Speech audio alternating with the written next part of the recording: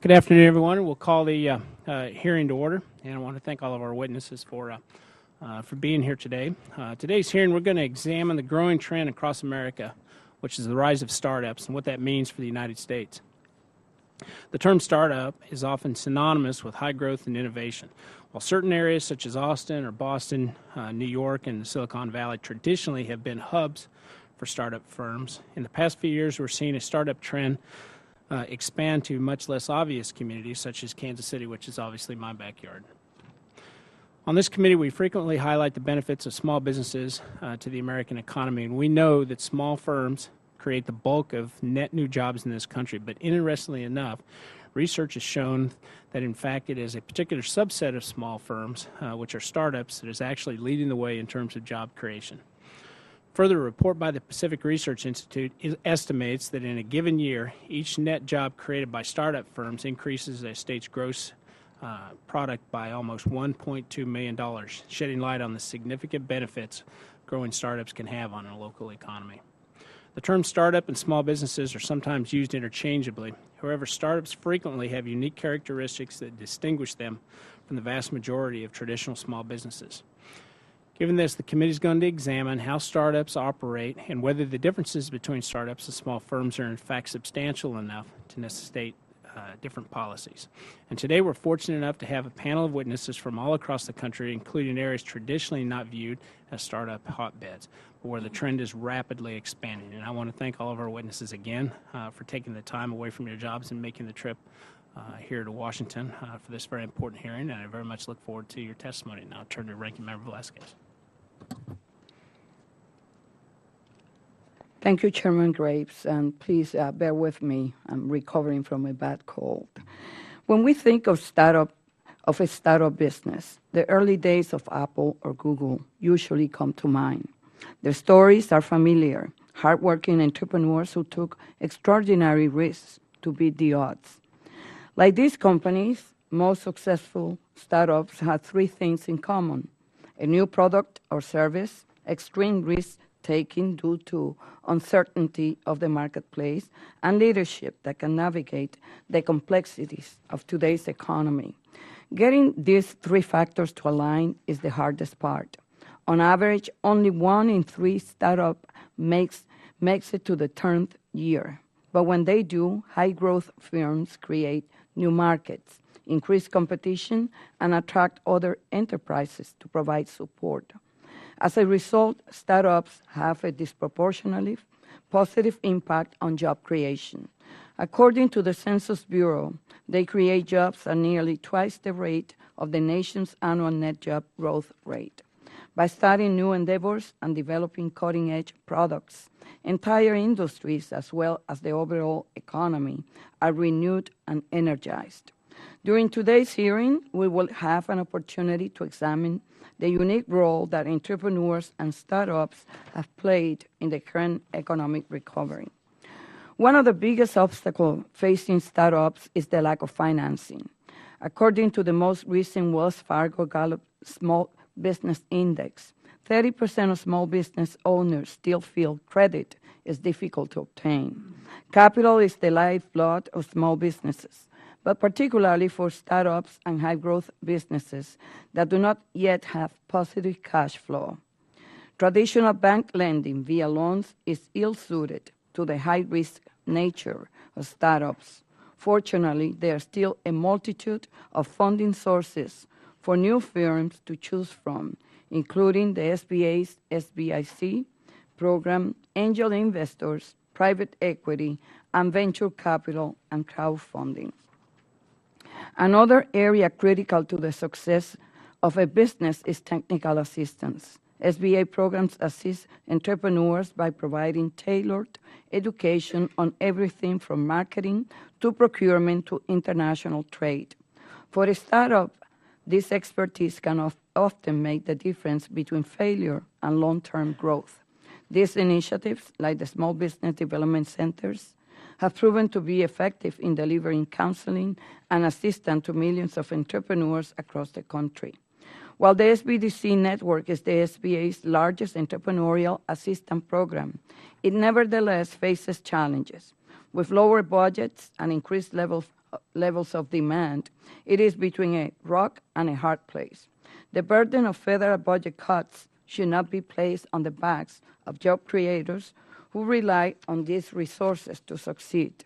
Bringing new products to unproven markets is inherently risky. As a result, startups face a number of unique challenges: obtaining financing, managing operational processes, and addressing human capital issues. Today, we will hear from experts on the cutting edge of the startup movement who can provide on the best ways to support the innovative spirit of America. In advance of the testimony, I want to thank all the witnesses who traveled here today for both your participation and insight into this important topic.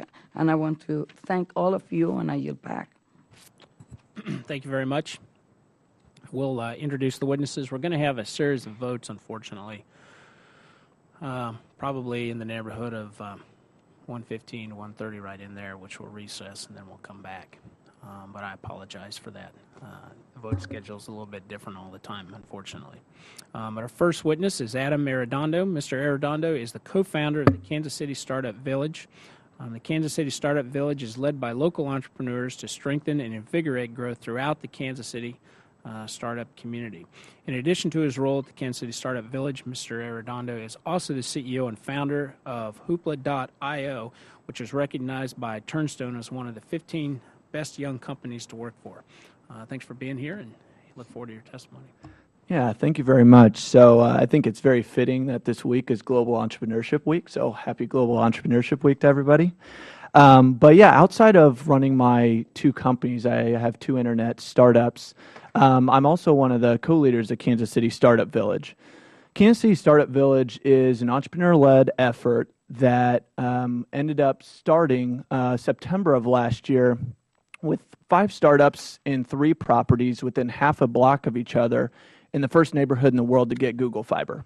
Not planned. There's no blueprint for what we're doing. But fast forward 14 months, and there's now 13 properties, 25 startups. We've had people visit and investigate what's happening there from over 45 different countries.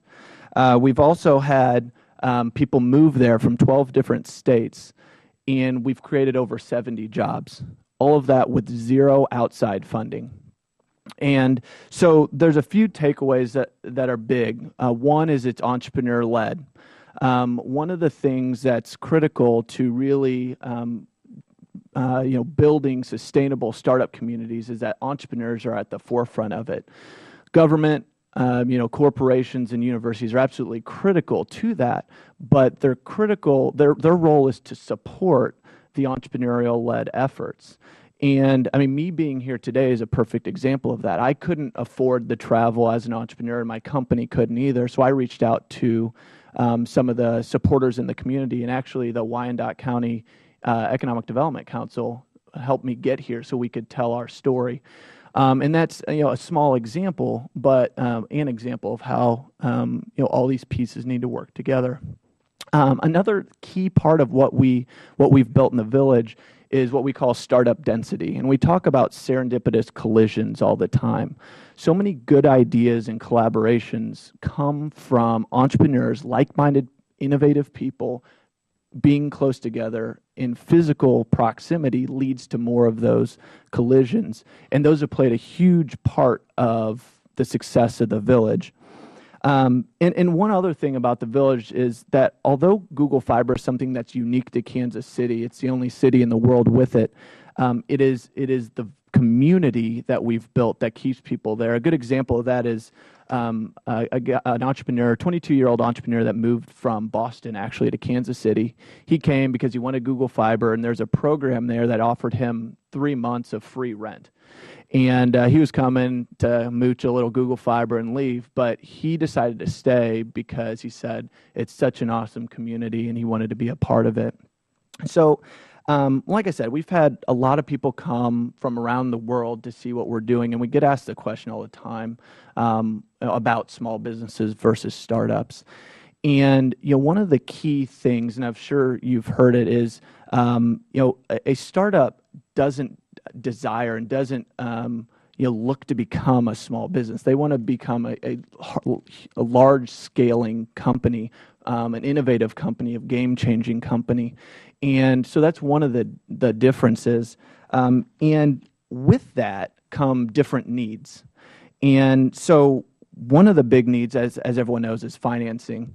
And all of the traditional loans and SBA loans are all asset-based.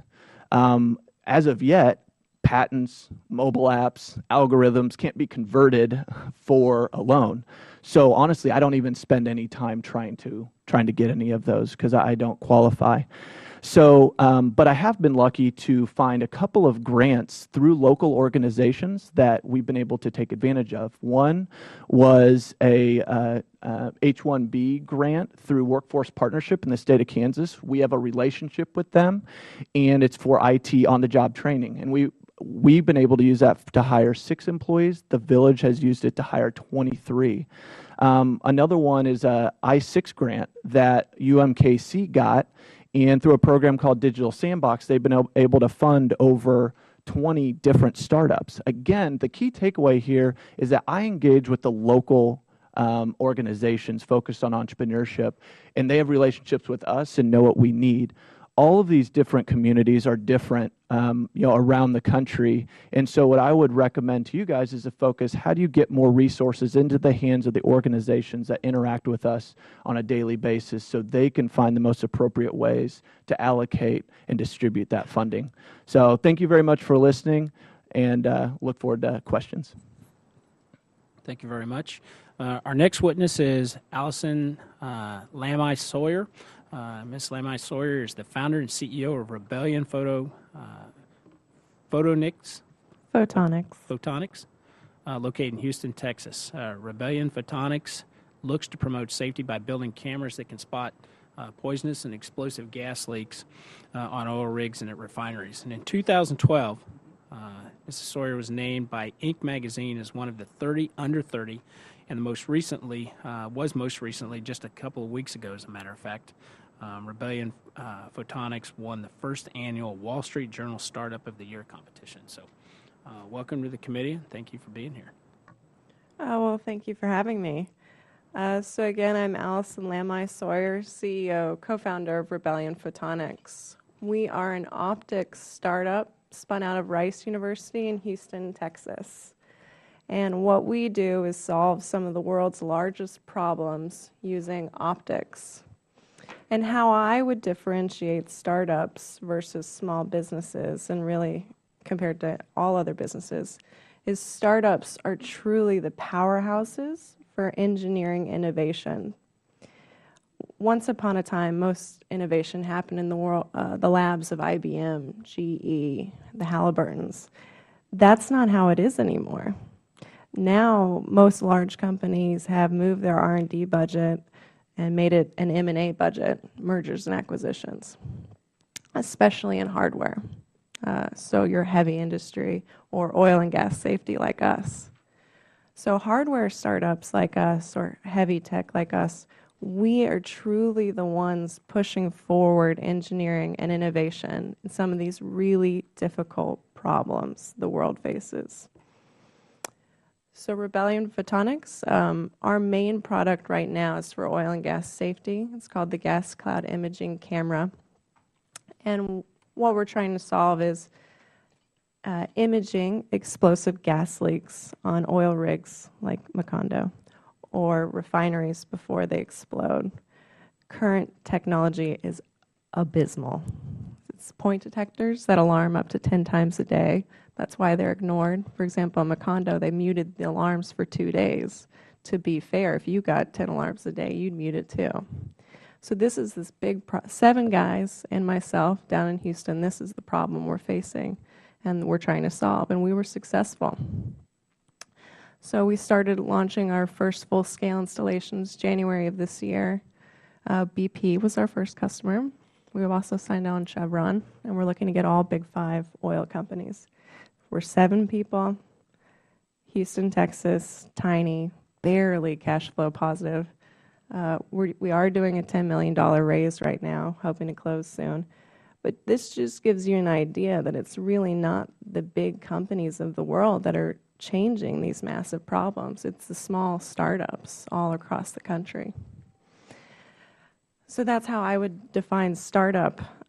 Two things I would like to add are, one way you could help us is with IP, and then there's Bill 3309 in your Judiciary Committee today, actually. Great bill, but there is a Section 18 in the bill that really waters it down. So I'm always afraid larger companies or patent trolls are going to sue me, even if they know they'll lose. And they'll know they'll lose because RIP is very strong. But they'll sue me just to put me out of business so they can get a cheaper acquisition price. It happens all the time. So that's where I'm coming from. It literally keeps me up at night. Even though we've worked so hard, it could all be taken away from me because of a lousy trick like that. And then the second thing is procurement. So we're focused on oil and gas. We do a little with defense, namely Air Force. So our cameras could also be used in drones. We could make an amazing drone camera.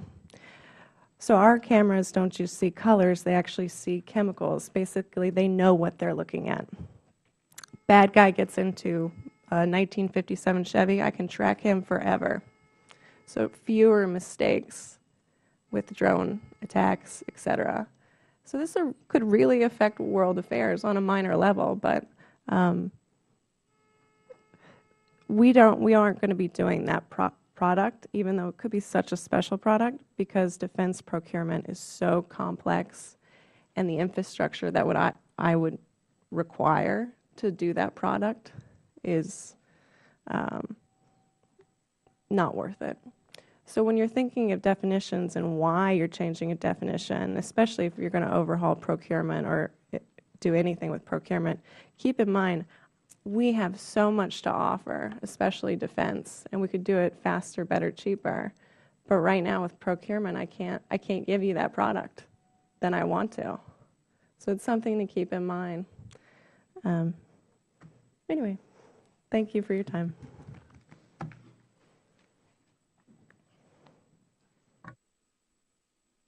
Yes, it's my great pleasure to introduce Jeff Reed.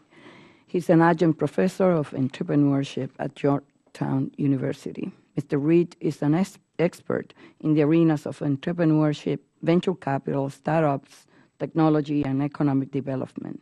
In 2009, Reed launched the Georgetown Entrepreneurship Initiative to catalyze entrepreneurial thinking and launch new companies.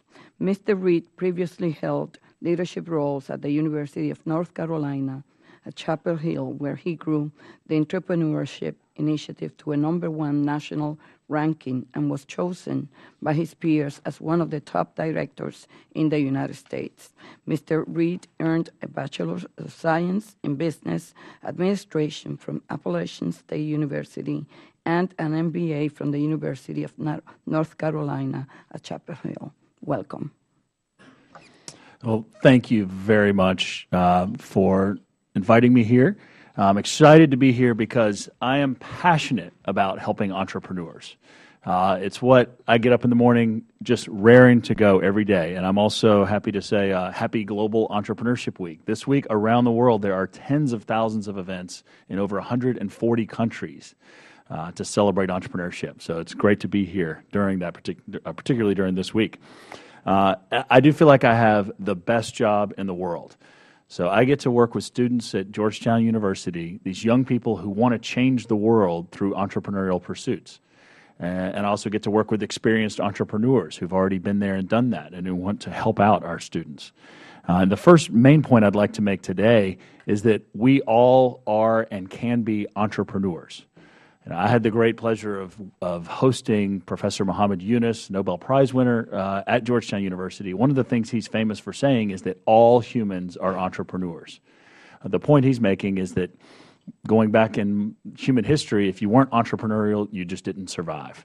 It's only in recent centuries and that society has grown in ways that suppress that entrepreneurial nature that is within all of us. Now, the wonderful thing is, in recent years, that the world is changing in ways that make it so much easier for that entrepreneurial spirit to come out. And so we are seeing that across the United States and around the world.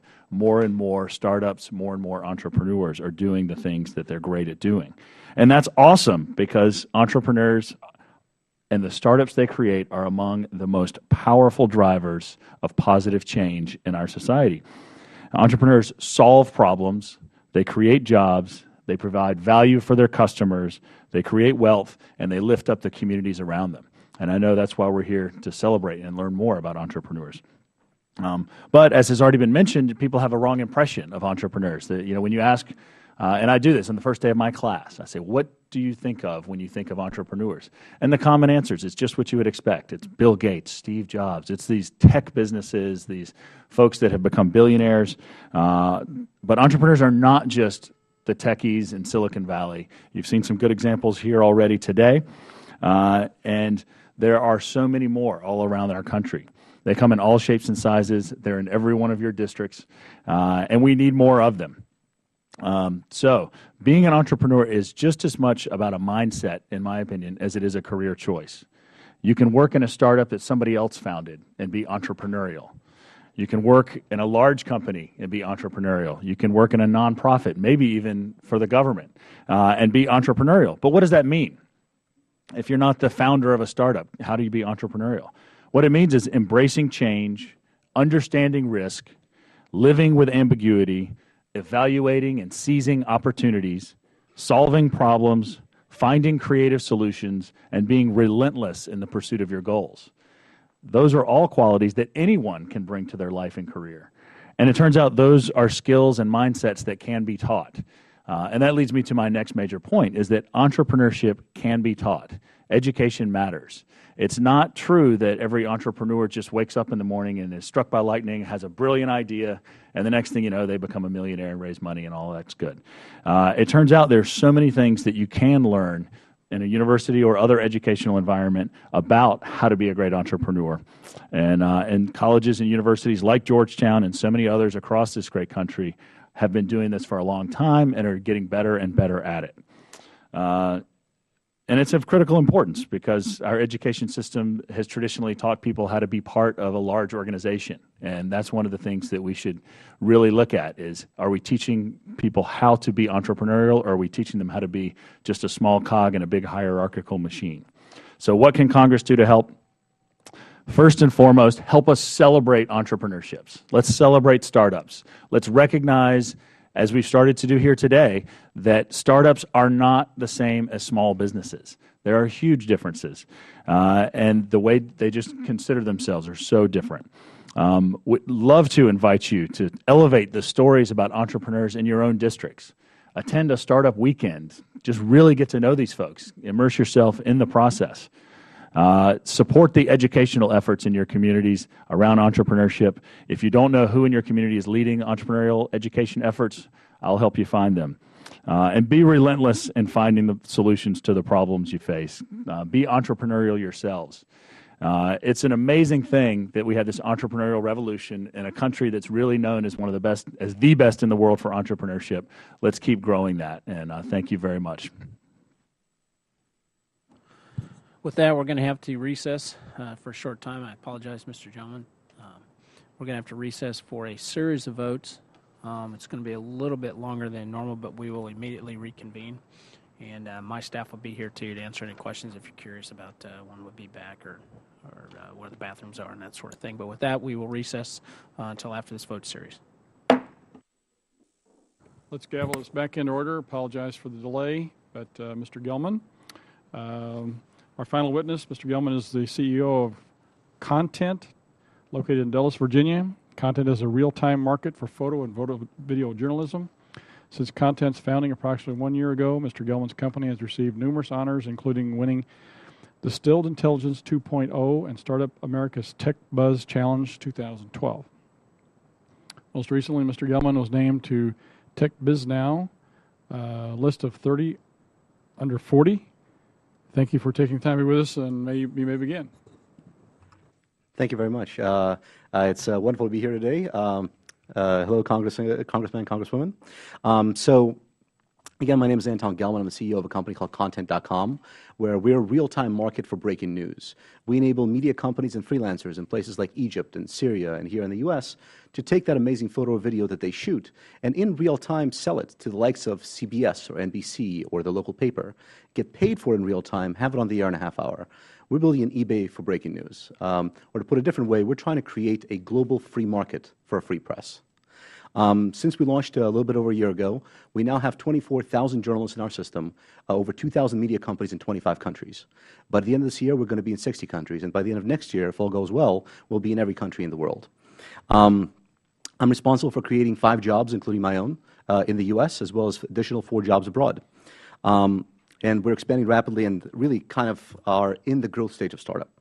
We are not a lifestyle business. We are a growth company.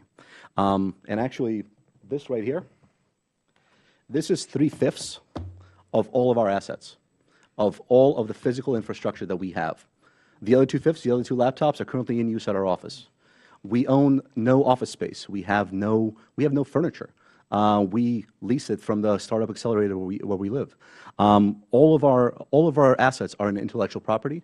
They're online, they're in the cloud, and they're based in the customers and the relationships that we've built.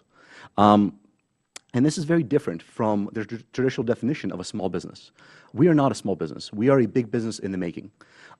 We think, and companies like ours, think like GE, not like the mom and pop shop across the street.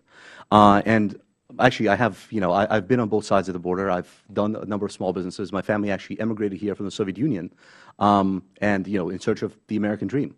And I've run small businesses since I was like 12. And I have a tremendous amount of respect for people that do it. But the startup that I run right now is a very different thing. We act very differently, and we think very differently, and we require very different resources. So basically, a startup is not a storefront. It's a rocket ship. And I say this with complete seriousness. A startup is defined by its growth and its pace. And the big trick is that when a company grows from 1 person to 100 people in 12 months or in 2 years, that is something that the pace of that has not been met with policy or legislation that is appropriate to how it scales. So basically, one of the things that I would urge everyone in Congress to think about is to find ways to address these incredibly fast-paced companies with legislation that allows government programs to act much faster, to be able to enable a pace that is synonymous with what America has kind of been known for its leadership in entrepreneurship, for its leadership around the world with companies like Google and Facebook and LinkedIn and almost every other major company based in the U.S. Aside from a very rare exception, like, for example, SBIR, which is at least somewhat palatable to a startup, most other programs, like even the wonderful SBA loans, they're impossible. I mean, this is our collateral right here. There's no way that we have 2 years of track records and any kind of credentials that we need in order to actually get those kinds of loans. And yet, it's quite likely that we will have more jobs in 12 months than 5 businesses of the same size. With the adoption of the Jobs Act and kind of the beginnings of crowdfunding and immigration reform, this stuff has been hitting its stride, and I love that it's actually coming to the forefront of policymaking. But still, it's pretty much in its infancy right now. I love that it's being done, but we're at the very beginning of that process. Basically, it has yet to become very truly useful to the startup economy. I'll give you an example of some of the things that do work. For example, obviously the policies in place are working are getting there. But, for example, in D.C., just down the street, so we work out of a startup accelerator about 7 blocks away, and it was funded by $200,000 of D.C. government money. So $200,000, as you know, is very, very small amount of money. That allowed them to kind of set the baseline to seed that investment, that they now have a $2.5 million run rate within 4 or 5 months, $2.5 million run rate that they've collected on their own that funds this business. They have 170 companies working out of there. Over 300 jobs have been created off of this tiny, tiny investment. And the reason it was done was because the D.C. government went out and acted very quickly. They allowed the minimum amount of investment to be signed quickly and to be delivered. And so I would I thank you again for being here, and I would just offer that we move faster and we try to put in legislation that targets this incredibly fast-growing pace of companies. Thank you. Thank you. We'll enter the question and answer phase here in keeping with Chairman Graves' model. I'll defer till the end, and with that, yield to Congressman Collins for the first round. Thank you, Chairman, and thank you all for coming. Point of reference, I've spent my life in small business and involved in startups, and through the Center for Entrepreneurial Leadership at the University of Buffalo, I've mentored over 200 companies the last 20 years. And I will tell you, in true disclosure, I've spent most of my life buying startups after they fail. So I am known as the second owner. So after the startup overestimates sales, underestimates expenses, overestimates margin, and underestimates the difficulty of growth, I step in as the second person and then help them go to the next phase after basically they've had problems with their original investors, et cetera. So I'm really, what I've seen is most companies do just that: overestimate sales, underestimate expenses, overestimate margins, and really, that's what makes them entrepreneurs. Their optimism, and the optimism gets in the way. But more than not, they're undercapitalized. They're undercapitalized because they don't want to give up ownership. It's their idea. They want 100%, and they'll give you 1% for a lot of money because it's their idea. So typically, they run out of money. And when you're running out of money, that's not the best place to go. So I'm really intrigued, Mrs. Sawyer. Startup company, you raised $1.1 million, and part of what we do hearings for is to send a message out to other small business folks. So I hope I'm not asking for anything too confidential, but to raise the 1.1, was that friends and family, or was that venture? And how much of the company did you have to give up to get the 1.1 million? Oh, you're not going to like my answer. I've given up 0% because it's debt. I was able to raise convertible debt. And in my next round, though, we're doing a $10 million equity. I was going to ask you about that That as well. is a proper equity round, and I can't disclose that. They'll be a minority investor, but they're getting a sizable chunk with pretty normal negative covenants in the deal. So that'll be a more traditional round. Well, I'm intrigued. You don't consider convertible debt dilution? We were able to buy it back, so Oh. it didn't convert. Oh, you had the option to buy it back. Correct. They didn't have a put. Yeah. I love a good contract Wow. negotiation. I guess I'm never going to do business with you. I just wonder if anyone else, now, I was also intrigued somewhat, Mr. Reed. You were saying a startup's not a small business. So I almost find that, I can't reconcile that. By definition, a startup's one person, 5 people. That is a small business. And I would think a startup needs capital, and they need a business plan, and they need a vision, and health insurance, and a phone system. So could you explain why you say they're not? Sure. Technically, by definition, yes, you can say if you have a very small number of people, whatever, it is a small business. But as Anton pointed out, I think pretty eloquently a few minutes ago, he and his startup, and most of the startups that I work with, they do not think like a small business. And so that was the main point I was trying to make, is that there are small businesses that do important things in our economy, and they're happy to remain small businesses. But if you are an entrepreneur who's launching a startup company, then you're thinking more like, how is your business going to grow and scale beyond the phase where it is a small business? Yeah. Now, I suppose that in what I'll call the internet software world, that's probably very true. If you're making widgets, I don't know if it's quite that much. I wonder, Mrs. Sawyer, do you actually make your cameras? Oh, yeah. Right in Texas, near All right. Reliance Stadium, where they have the rodeo. It's quite All right, fun. so let's see. 5 years out, where are your sales going to be? 5 years out, over 100 million. Wow. Okay. Can I Hopefully write that down and 200 call you in 5 years? Of course. We have had over 2 million in revenue so far. So I bootstrapped the company. So when I co-founded the company, I was 25 years old in Texas with a proof of concept. So realistically, no one was going to give me funding. So we had to bootstrap. And one of the ways we were able to do that is, we started selling product, just whatever we had. We do contract work. But we also did get 2 SBIRs that were very helpful. So they were a huge part of our initial growth. I don't think the SBIR system is perfect. I think it's really good for research. When it comes to actually developing product, it's a little slow. For example, we have a contract with the Air Force, and the way the SBIRs are structured is they're very structured. You know, there's phase 1, phase 2, phase 3, then you do a joint with a large developer, 8 years minimum. It doesn't take me 8 years to develop a product. It's unnecessarily slow. I mean, the government's my customer. I could do a better job for the customer, but they have tied my hands. It's really odd. Really odd. Well, thank you. My time's expired, Mr. Chairman. Yield back. Thank you. Thank you. We will yield time next to the ranking member, Ms. Velasquez. Thank you, Mr. Chairman. Mr. Reed, according to a recent report on small business formation, half of all startups fail within the first 4 years due mainly to the lack of capital. So that's a big challenge. To combat this trend, many market participants have hyped crowdfunding as the future of small business finance. Do you think crowdfunding is going to help more of this business survive and become established job creators? Yes, so thank you very much for bringing up crowdfunding. It's a big topic in the startup world, and I think it absolutely will help. I don't think it's perfect, but I think it's a wonderful way to bring more capital to the market.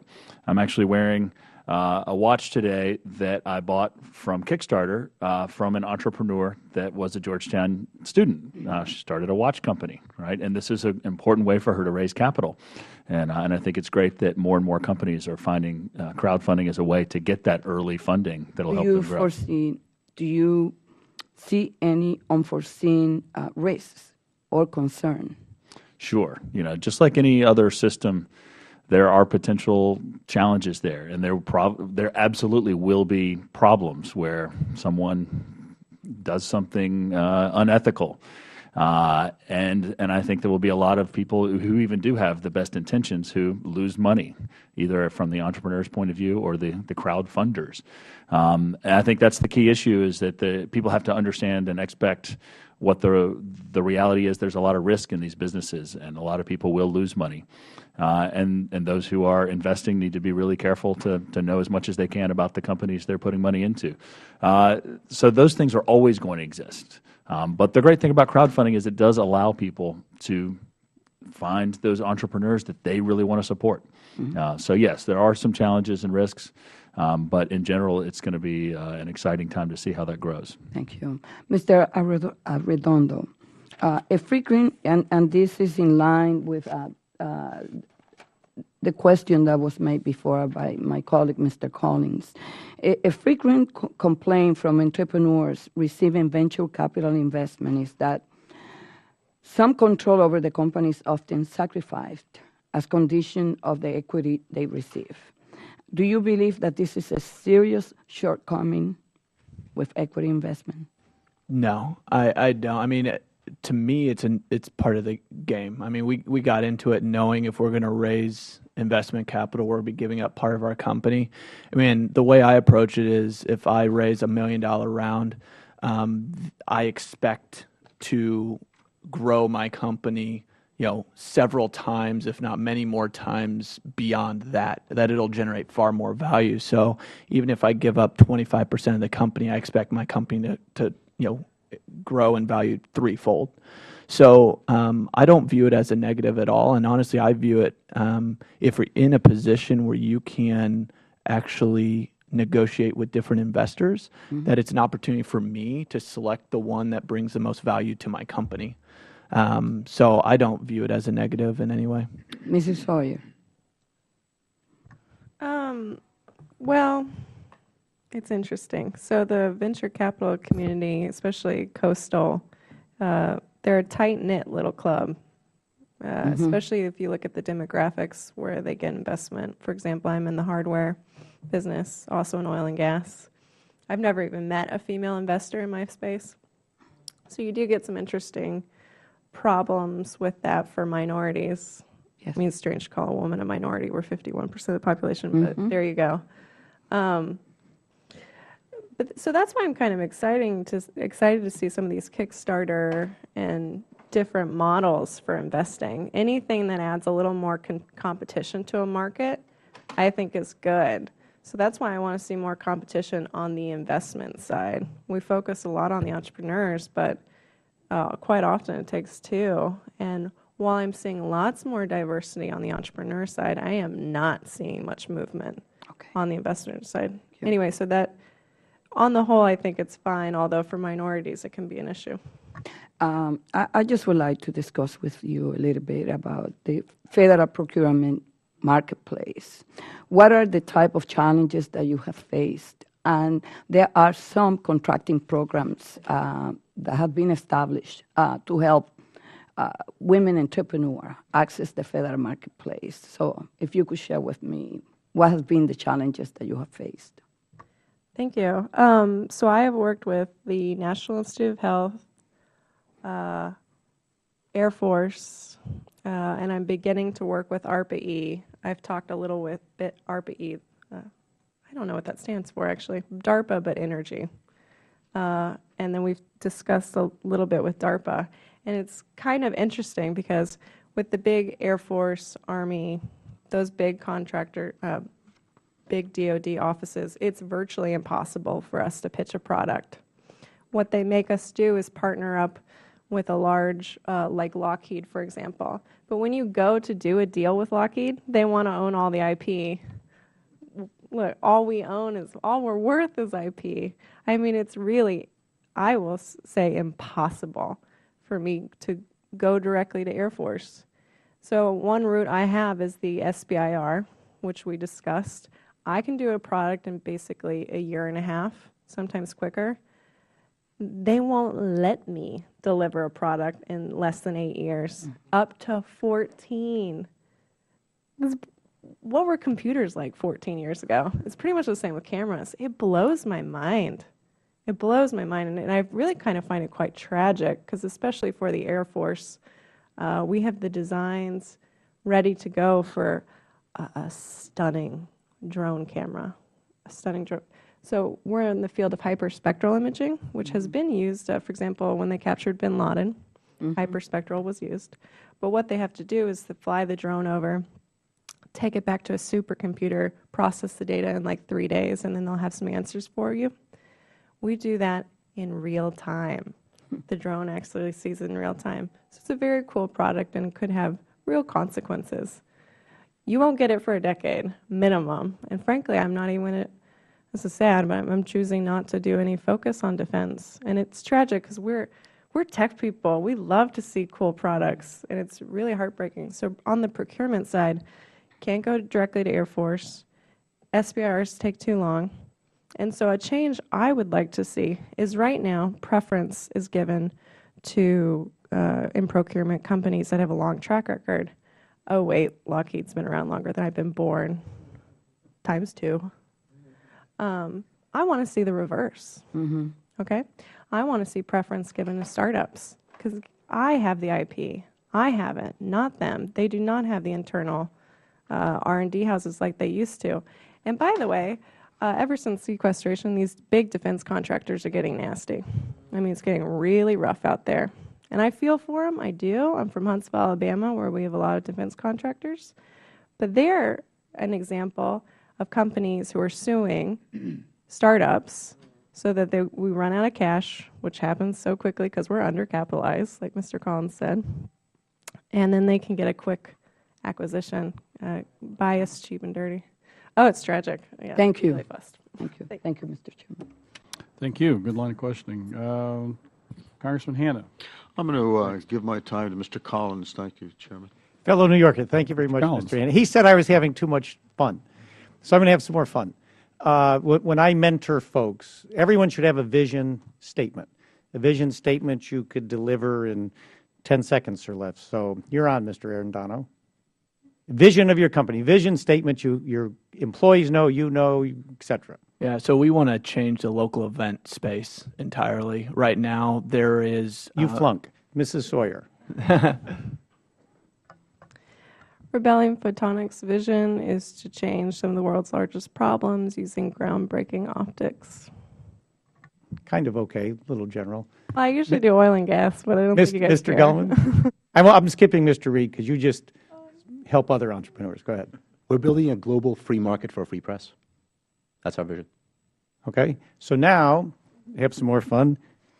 Your 30-second elevator speech that you give to an investor. Who wants to go first? 30-second elevator speech, go. Imagine the beer industry without beer distributors. You wouldn't be able to get the beer into the hands of all the places you'd buy it from. That's what's happening with local events. All the people organizing events have no one to distribute their events to the places people look. We're a local event distributor that's solving that problem. You didn't tell me how much money I'm going to make or how much money you need or who's your competition. Go ahead, Mrs. Sawyer. We're having fun. The oil and gas industry loses $1 trillion worth of oil and gas into the atmosphere every year. Dozens of Americans are killed on oil rigs and refineries, and it's all because they cannot see the gas leaks before they explode. We're Rebellion Photonics, and that's exactly what we do. We're solving a $2 billion problem with our gas cloud imaging cameras, which we designed in-house 3 years ago. We started our first large-scale installations January of this year. We're doing a $10 billion round, and we expect to sell for around $450 million within 3 years. Well, pretty good, pretty good. Mr. Gelman? Would you mind, Mr. Coney? Go ahead. I'm glad that BP is your customer. My company, Content.com, is a real-time market for breaking news where we enable media companies and freelancers in places like Egypt and Syria and here in the U.S., Occupy Wall Street and the like, to take that amazing photo or video that they shoot and in real time sell it to the likes of CNN or BBC, get paid for it in real time, and have it on the air in a half hour. We're like eBay for breaking news. We're actually not raising very much money right now, but we're expanding globally, and join us. Good. Now, just in fairness, because I am a vision, mission, core value guy, if you go to my office, the vision statement is published, my 6 core values. And so when I came to Congress, I had to say, why am I here?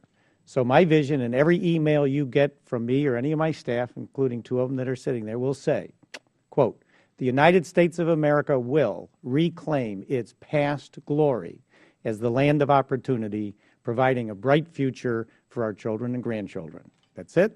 That's the vision. That's what I'm doing here. Then you say, and how do we make it happen, and how do we cast votes? 6 core values. And again, very succinct. A firm belief, Nydia, you might not agree with all these. We'll see. Smaller government, personal accountability, local decision-making, fiscal discipline, and a government that serves taxpayers and respects future generations. I try for that to be as bipartisan as possible. So when we cast votes, there you go. So for my employees, same thing in the companies. Vision, values. And so I always, those folks that I mentor and help, I just try to simplify things down to succinct sound bites, whether it's talking to an investor, a bank, your employees, your vendors. So, comments? Do you have a value statement as well as a vision statement? Is it published? No, that's great. I mean, we are moving so quick that in the last 3 weeks, we've completely changed our business model, and that was as good as I can articulate it today, which will be different next week, but nature of the business. Do any of the rest of you have it published, posted?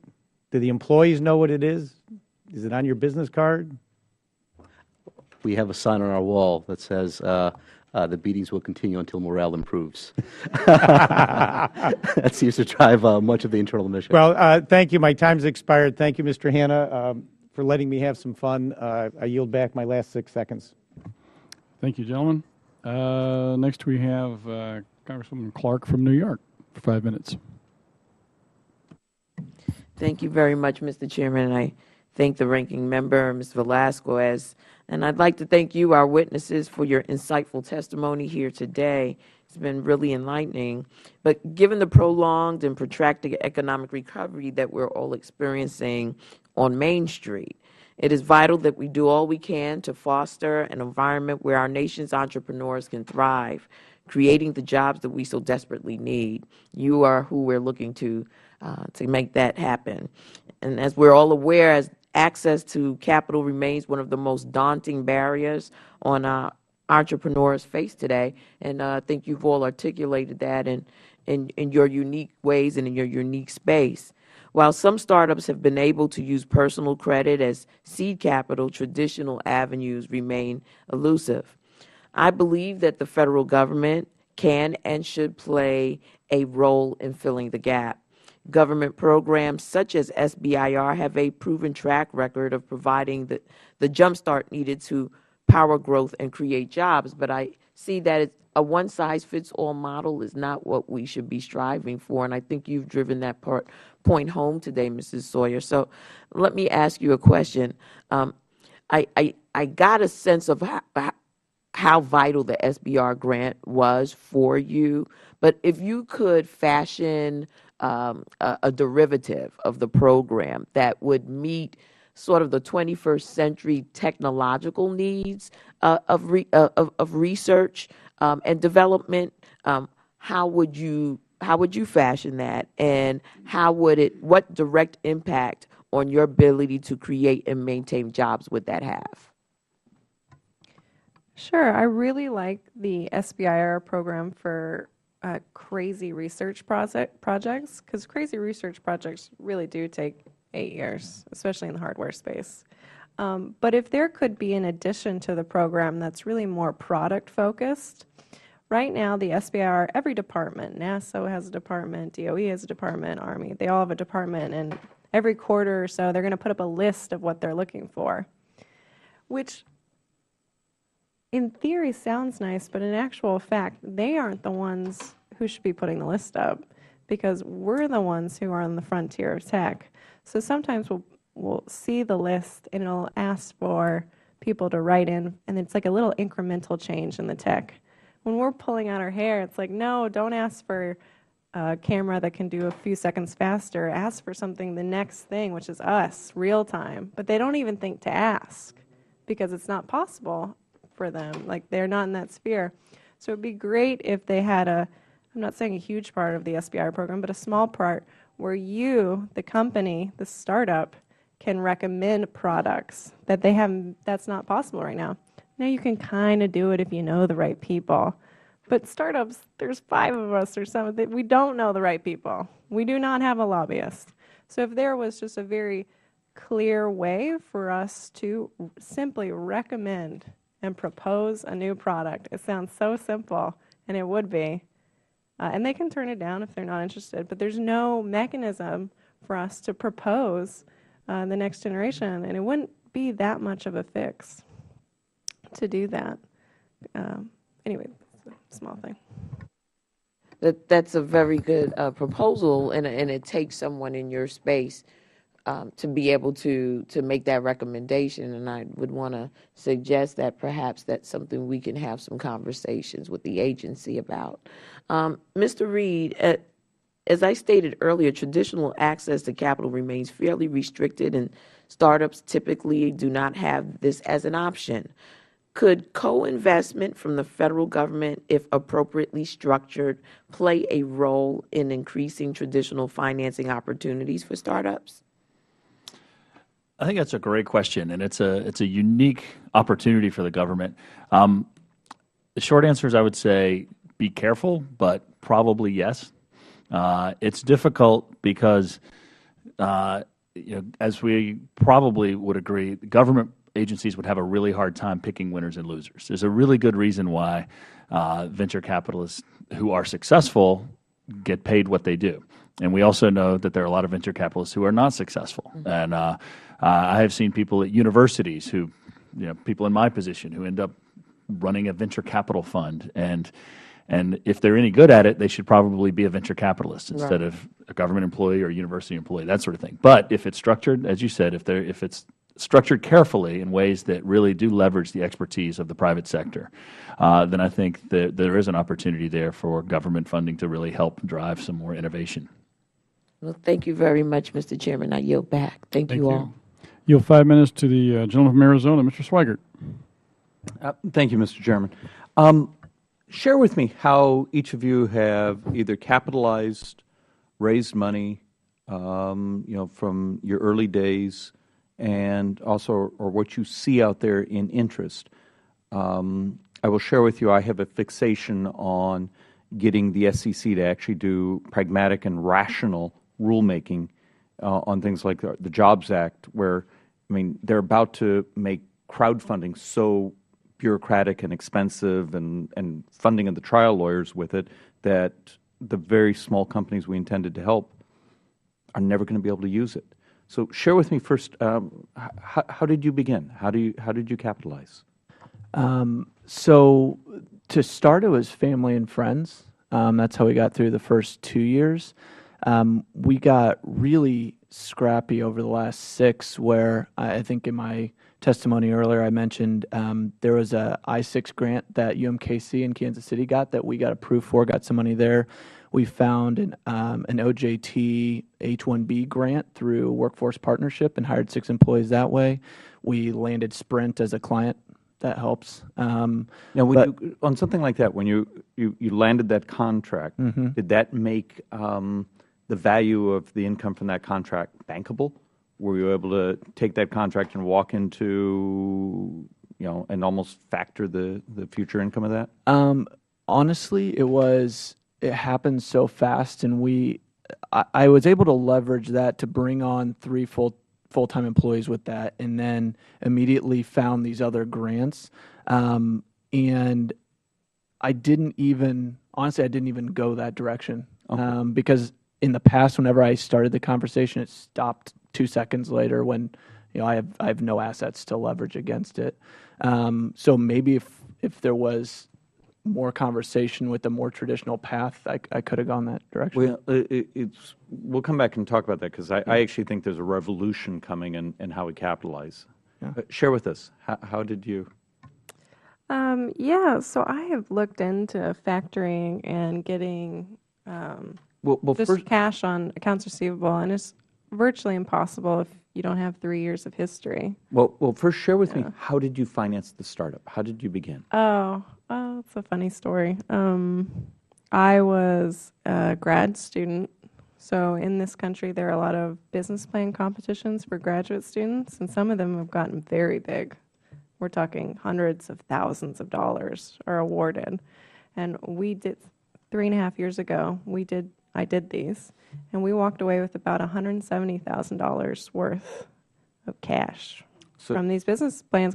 They're all over. They're in New York, Houston, San Diego. That was our starting capital, and then we got 2 SBIRs, and then we started delivering smaller cameras for research. So we basically sold what we had. We basically sold our prototypes to researchers. And then we also, last year, were able to get a little bit of debt from the city of Houston. So the city of Houston gave us a little bit of debt to stay in Houston. We've had to look everywhere, every feasible way to bring money in. And I have tried more traditional ways.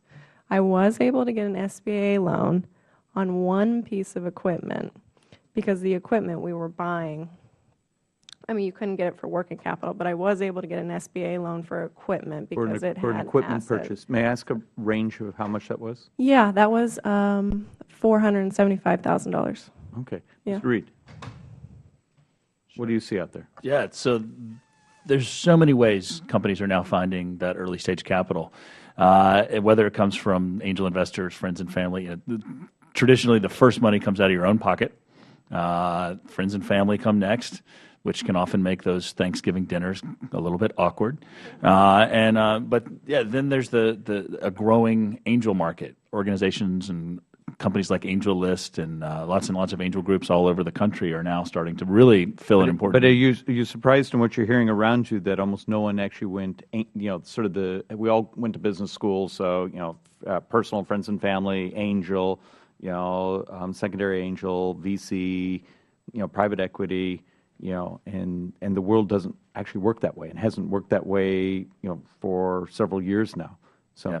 Yeah, it's so few companies actually ever raise venture capital. Even the companies that grow huge, right? Venture capital is not the primary financing solution, and angel investing in a similar way. You're absolutely right. There's so many other ways to raise money. I'm very curious because you have a fascinating business model, because in some ways what you're doing is the future of sort of this distributive type of business model where, you're selling a content without large capital expenditures. Yes, absolutely. And I also smile at this past conversation because that model of first you work for a company where you conceive the product, where I work for National Geographic, where I conceived the product, realized that the product was taking off, but it wasn't possible within the company.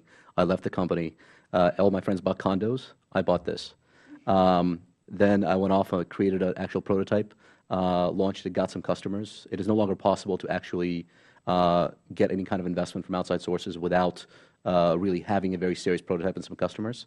We got some friends and family investment. We won a number of regional competitions. So we won Startup America, TechBuzz, et cetera. Followed by, we got a little bit of money in that, closed an angel round, and now we're here. Okay, and I know I'm way over time, but in many ways, your concept would have married up beautifully with crowdfunding. For the next round, we were actually very much hoping that we could do it. Yeah, and we can't yet. Yeah, because of those issues that you're mentioning. And one day, for if any of the other members have an interest in this, we really need to find a way to talk to the SEC, because they're about to destroy that capital formation for the truly, truly small sort of egalitarian entrepreneur. And it's, once again, we're going to lose our future in the bureaucracy. So, Mr. Chairman, I yield back. Thank you for the patience. Good job. Gentleman from New Jersey, Mr. Payne. Thank you, Mr. Chairman. Let's see, Mr. Reed. Earlier, you mentioned several issues that really interest me, specifically your statement that entrepreneurs come in all shapes and sizes, and every person has the ability to be an entrepreneur. I'm interested in understanding how we grow more entrepreneurs in the disadvantaged from disadvantaged backgrounds. I've introduced some legislation this year, earlier this year, called the Green Jobs Act, and this has helped to encourage Americans who live in areas below the poverty line to establish or sustain their own green businesses, among other things. I recognize that green energy is our future, but startups are as well. Most common efforts focus on supporting businesses that serve the underserved, but how can we increase the number of people from low-income backgrounds who actually lead startups? Great. Well, Mr. Payne, thank you so much for asking that question.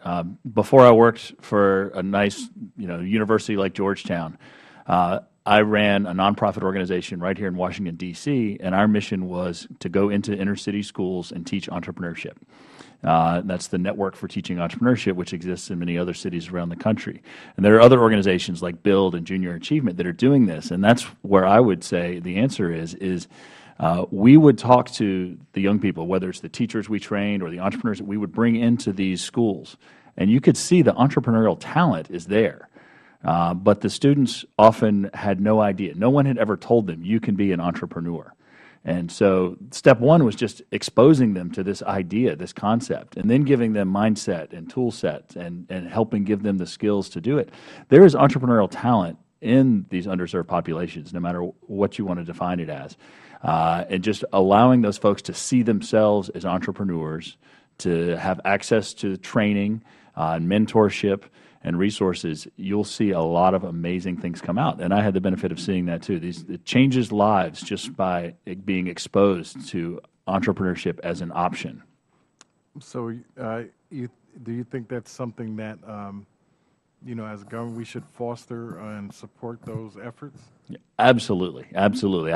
Other than helping provide funding, I haven't thought deeply about the ways government can help, but I think those are very, very powerful organizations. The entrepreneurship education at all levels, not just universities, really makes a difference. Well, thank you. And I'll yield back at this time. Thank you. Very good. We'll go to Leave 5 minutes to the gentleman from Arizona, Mr. Barber. Thank you, Mr. Chairman, and thank you all for coming.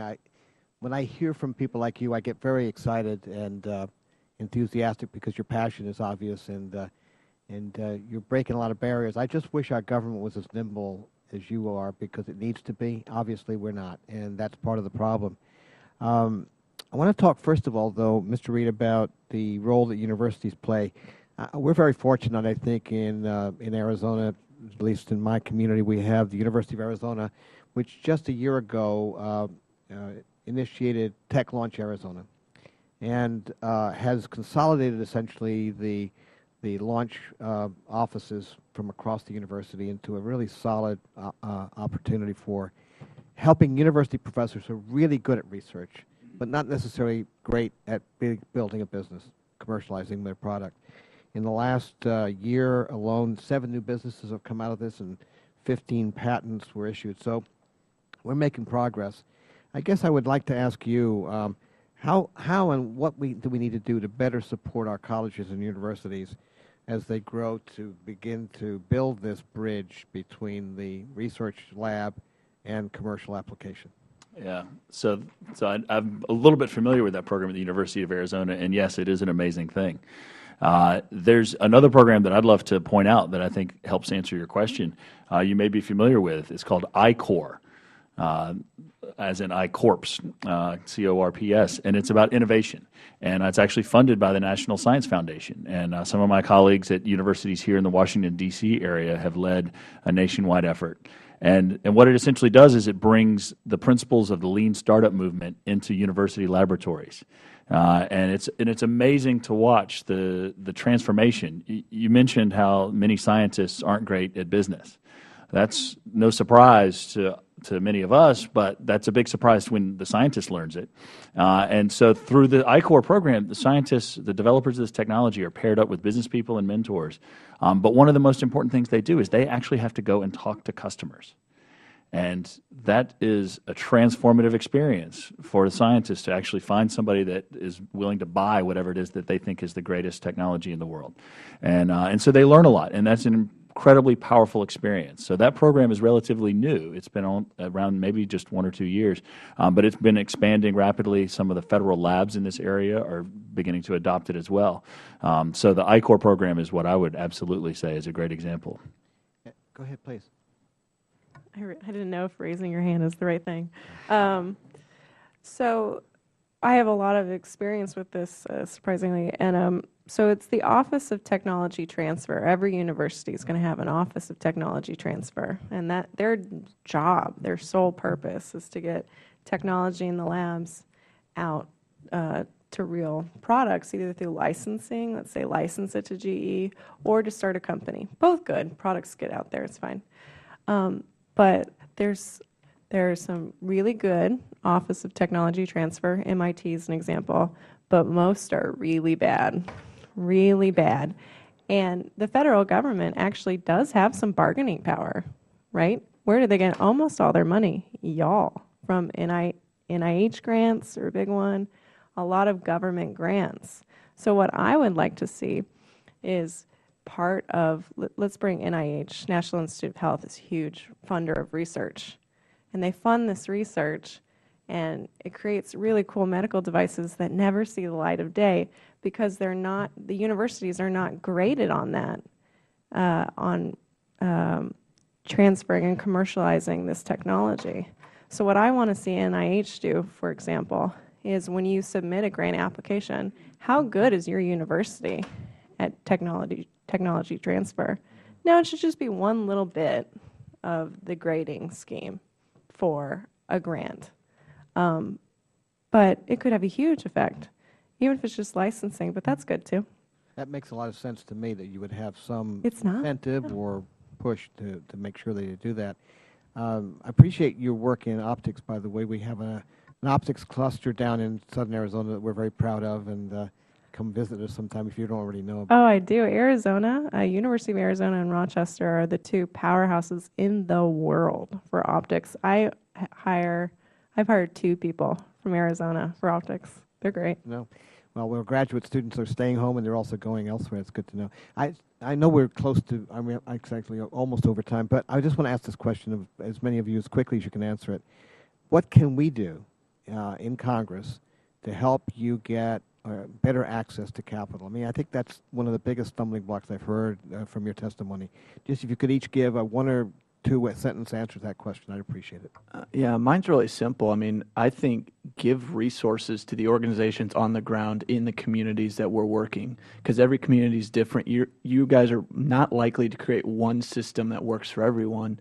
And where I've found the finances so far have been the people that I knew already, and then they got hold of a grant that they could actually then turn and give me access to. Mrs. Sawyer? I would like to see the restrictions on SBA loans loosened. It's even tough to get an SBA loan, which is, I think, a bit silly. So we're even slightly profitable, and it's almost impossible for us to get an SBA loan. So I don't know who's getting them. Mr. Reed? Yeah, so there's something I have seen work well in North Carolina that I think the federal government might want to explore.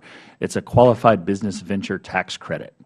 And what it essentially does is if you invest as an angel investor or what have you in a qualified business venture, which certain types of startups qualify, then you get tax breaks for that. And that multiplies or it leverages the private investment. I think that should be expanded to other states and perhaps the federal tax system as well. Actually, that is in the state of Kansas, the Kansas Angel Tax Credit, where if you invest up to $100,000, you get a $50,000 tax credit against your Kansas income. That is a huge draw, and pretty much anyone in Kansas City that's a high-growth startup moves and becomes a Kansas company because of it. And finally, Mr. Gelman. Yeah, I definitely agree with the things that people have said here. I would add that the tax credits could be a very big thing. Empowering companies on the ground and then also giving R&D tax credits like Canada, for example, does. A lot of companies are moving out of Silicon Valley and moving to Toronto because they actually can write off all the R&D that they can do. And that's a wonderful thing. You provide great technology. If that's one thing that we can do, that would be a spectacular one. I think all of us in Congress have a responsibility to break through some of these barriers. We have a new company in Tucson, StrongWatch, that's developing surveillance technology for border security. We have Syncardia to develop the artificial heart. We've got some great inventions all across this country. We need to find government both getting to help as well as getting out of the way. And I really appreciate what you've done. Keep on doing it and keep pushing us to do better. Thank you. I yield back. Thank you. My turn, I guess. Thank all of you for being here today. And it seems as though each of you has found a niche, and through your hard work and your willingness to take a risk and sacrifice and stay determined, you've been able to succeed. And I know Ms. Sawyer wondering why nobody at the federal government is wanting to give your company a chance. For every one of you that succeeds, Mr. Collin buys 20-something that don't. That's the problem that we have with startup companies, and I'm sure that the government's sitting there trying to sift through these. Which ones are going to make it? Which ones, if we do business with you, are going to be here next week, next month? And as a result, they're a little reluctant sometimes to take that risk. So what I would think would need to be a way to approach it would be some sort of a private-public partnership where the government would work with you and say get together and say, we need this, and you can say, well, you can do that, but we can do this better if you do that. And by working together, I think we could probably come to some sort of agreement. Would you agree? I think it's an interesting idea.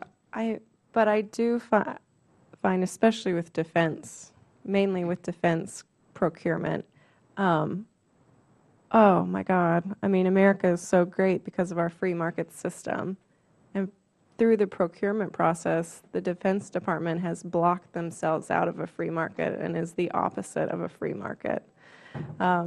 So let's say, 19 out of 20 startups they worked with failed. I don't believe that, but let's say we would still be cheaper than working with one of these behemoth defense contractors, even if 19 out of 20 of us fail. Right now, procurement is fascinating because it's not how quick you get the product done or how good the product is. They get paid on how long they draw it out. So especially with defense, you're not getting a great deal. So if you want to do a cost-benefit analysis of working with startups, I can guarantee will be cheaper even then. So let there be other reasons not to work with startups, but it cannot be a cost argument. Well, I know that I've got a But- technology company that works at the Department of Defense Yeah. a lot, and they got the same problems. I mean, they're one of the approved vendors. They work with them every day. They come to them and say, "Hey, we need this," and it still takes months and months and months to get something done. So yours is not an unusual comment that I hear. So, Mr. Reed, you had a great idea with regards to the tax credits. Do you have an idea of the return on investment on those at all?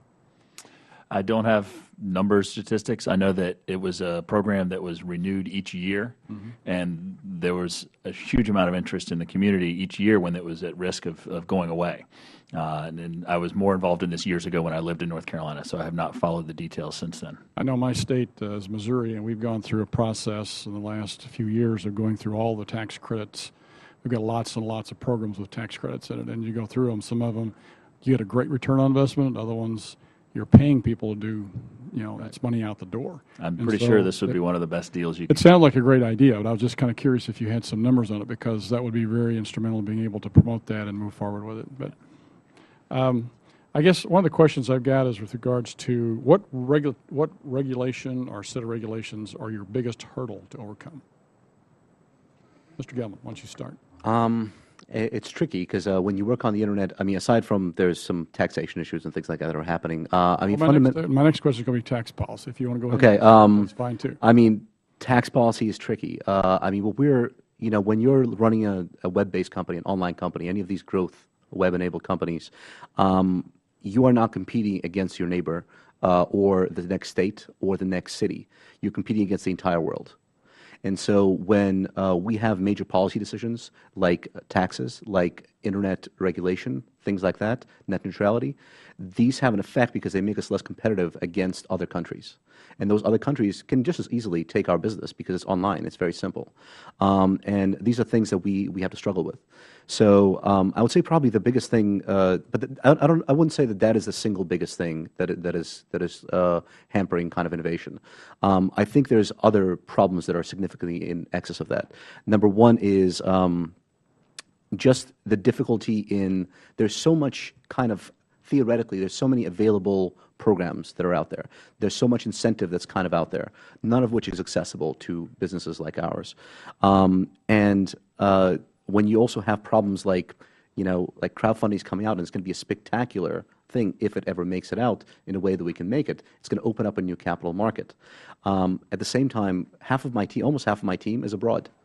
The reason it's abroad is because the people we work with are U.S. educated entrepreneurs that graduated college here. They're all U.S. educated entrepreneurs. They graduated college here. They couldn't get a visa. They had to go abroad. Now they have 25, 50, 100-person shops in Ukraine, Cambodia, and India. And so now we work with those guys over there. We have to, because that's where the minds are. If there's any way to keep those jobs, those people here, it would go to a long ways. If you talk to any startup around anywhere, in any region, be it D.C. or Silicon Valley or Kansas, they will tell you there's a huge talent crunch. We can never find enough people, and we can't keep the people that we have. So I would probably focus on that as the top thing, in addition to tax policy. So you're talking about visa problems. Yeah. Is a big problem for your particular industry. Absolutely. Any technology. Yeah, that's not something we don't hear regularly from technology companies. Right. With the H-1B visas, we got to reform that. Ms. Sawyer, what's your biggest concern with regulations and/or taxation? Regulation-wise for Rebellion Photonics, because we do some defense work, we have a huge amount of additional accounting infrastructure that we have to do, and it costs a lot of money. And then my engineers have to it takes a lot of their time away from real engineering. And this is we went through an audit, we passed, it's fine, DCA, but all of this just somewhat ridiculous accounting for a 7-person company, because there's just so much structure that there's no leniency. They treat us almost like a Lockheed. It's ridiculous. And this is, by the way, the reason you don't see many diversified defense companies. There's so much accounting and infrastructure required to be a vendor for the U.S. government, especially defense, that's all you can do. Is it a barrier for you that you can't overcome? We're thinking about cutting the whole defense portion of our business. And when you look at the defense vendors, they only do defense. There is a reason for it. It's The because cost doesn't outweigh the benefit to doing business with the government. Is that what you're saying? yes, and then also, as a vendor, you do, as a customer, you do not want your vendors to be, you are their only customer. You want your vendors to be diversified. That way, when the ebbs and flow of defense contracts is inherent, because war, ebb and flow, they don't have to shed hundreds of thousands of jobs if they were more diversified. But they can't be because of the really intense procurement infrastructure that is required. I know procurement's not sexy and no one's going to take it up and change it, but if you did, huge cost savings, fewer people would be fired when defense budgets change. And then also you could get really cool new tech out that you currently don't. And that is why you don't see many startups, really innovative startups, doing defense, because they would have to give up everything else. So, Mr. Ariondo. Honestly, my biggest issue is we've run into the H-1B issue as well. Talent is incredibly short supply, and you see a lot of people offshoring tech work. I mean, there's a new company in Kansas City that specializes in tech development, and all of their work is overseas. They only have a few project managers in Kansas City.